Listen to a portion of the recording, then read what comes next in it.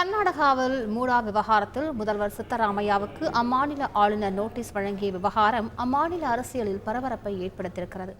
மைசூரு நகர வளர்ச்சி ஆணையம் குடியிருப்புக்காக முதல்வர் சித்தராமையா மனைவி பார்வதி நிலத்தை கையகப்படுத்தியிருந்தது.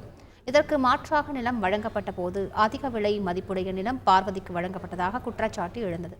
இந்த விவகாரத்தில் ஆளுநர் தாவர் சந்த் கெலாட் முதல்வர் சித்தராமையாவுக்கு நோட்டீஸ் அனுப்பியிருக்கிறார். இதற்கு பாஜக அழுத்தத்தில் ஆளுநர் இவ்வாறு செய்வதாக குற்றம் சாட்டிய காங்கிரஸ் உடனடியாக அமைச்சரவை கூட்டத்தை கூட்டியிருக்கிறது. முதல்வர் சித்தராமையாவுக்கு நோட்டீஸ் வழங்கப்பட்டிருப்பதால் அவர் இந்த கூட்டத்தில் பங்கேற்பது முறையாக இருக்காது என சட்ட ஆலோசனைகள் பெறப்பட்டதால் அவர் இல்லாமல் கூட்டம் நடைபெற்றது. துணை முதல்வர் டி.கே. சிவகுமார் தலைமையில் அமைச்சரவை கூட்டம் நடைபெற்றது. அம்மாநில அரசியலில் பரபரப்பை ஏற்படுத்தியிருக்கிறது. செய்திகளை உடனுக்குடன் தெரிந்து கொள்ள உடனே சப்ஸ்கிரைப் பண்ணுங்க.